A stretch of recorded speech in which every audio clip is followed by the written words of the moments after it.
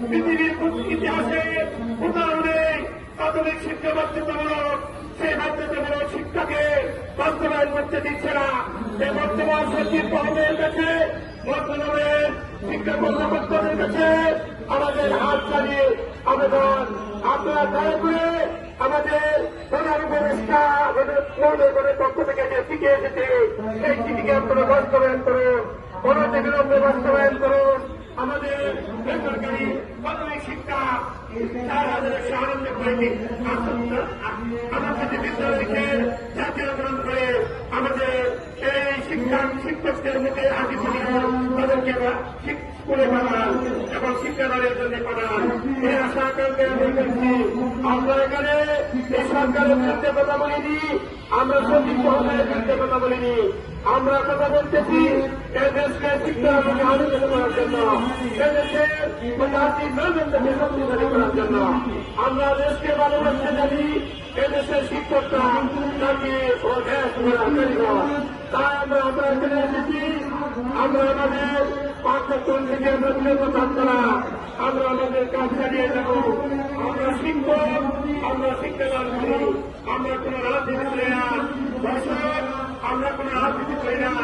আমরা দেশকে শিক্ষার মুখে রাজনীতি করতে চাই, এদেশের স্বাধীনতার পক্ষে আমরা দেখাতে চাই, এদেশে হাতি পড়াতে চাই, এদেশে ঘরে ঘরে শিক্ষার আনন্দ জানাতে চাই, এদেশের প্রতিটি ঘরে প্রতিটি মানুষে শিক্ষিত হয়ে গড়ে উঠে সে আশা আমরা করি এবং এই দেশ জাতিকে শিক্ষার আলোকে গড়ে তুলে দেশের মেরুদণ্ড থেকে জাতির মেরুদণ্ড থেকে শক্তিশালী করতে চাই।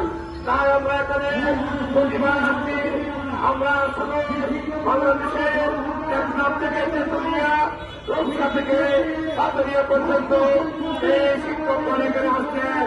তারা নিজের থেকে ভাগ দিয়ে তাদের নিজের পকেটের টাকা খরচ করে আশা উদ্দেশ্য করছে এদেশ জাতির কল্যাণে, এদেশকে জাতিদের মধ্যে শক্তিশালী করার জন্য, এদেশের শিক্ষা ব্যবস্থা উন্নতির জন্য, এদেশের স্বাধীনতা শিশুদেরকে পাঠদানের জন্য। আর শুধু আমরা সেখানে আমরা এদেশের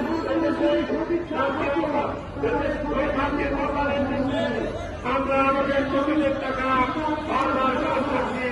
আমরা খরচ করে নিজের পকেটের টাকা খরচ করে এদেশের উন্নয়নের ক্ষেত্রে কথা বলছি। আপনারা কি করছেন? আপনারা সর্বোচ্চ বেতন পেয়েও আপনারা আমাদের কথাগুলি শুনছেন না, আমাদের কথা গুরুত্ব দিচ্ছেন না, দেশ ও জাতির কল্যাণের জন্য আপনারা কাজ করছেন না, এটা আমরা বলবো। তার কারণ প্রাথমিক শিক্ষা বাধ্যতামূলক, সেই শিক্ষা যদি বাস্তবায়ন না হয় দেশ ও জাতি ধ্বংসের দিকে যাবে। সেই ধ্বংস আমরা দেখতে চাই না, সেই ধ্বংস সেই ব্যবসায়ী দেখতে চায় না, সেই ধ্বংস বাংলাদেশের 30 লক্ষ শ্রমিক দেখতে চায় না, সেই ধ্বংস বাংলাদেশের 2 লক্ষ শিক্ষক দেখতে চায় না। দেশের স্বাধীন হয়েছে 1971 সালে, শিক্ষা ভারতের সম্ভবতের জন্য এদেশকে পুনরায় স্বাধীন করেছেন আমাদের নয়নের মণি ছাত্র ভাইয়েরা।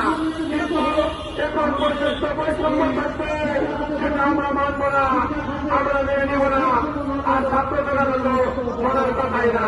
তাই আপনাদের কাছে আমরা অনুরোধ করব, আমাদের 4,159 বিদ্যালয়কে জাতীয়করণ করে এদেশের শিক্ষাকে শক্তিশালী করে, এদেশের প্রাথমিক শিক্ষা ব্যবস্থাকে শক্তিশালী করে দেশ ও জাতির কল্যাণের জন্য আপনারা এগিয়ে আসুন এবং সচিব মহোদয়, মন্ত্রণালয়, অধিদপ্তর, শিক্ষা মন্ত্রণালয়ের সকল কর্মচারীবৃন্দদেরকে আমরা আহ্বান জানাই।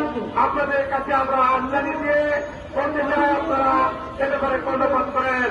আমরা দেশ ও জাতির কল্যাণ চাই, আপনারা আমাদের সাথে সুবিধান এবং দেশ ও জাতির কল্যাণের জন্য আপনারা কাজ করেন। আপনারা সর্বোচ্চ করে চাকরি করেন, আপনাদের দায়িত্ব আছে বলে, কিন্তু আপনারা আমাদের কথাগুলি শুনছেন না কেন? কি অপরাধ আমাদের? আমরা কি অপরাধ করেছি? আমরা দেশের উন্নয়ন করতে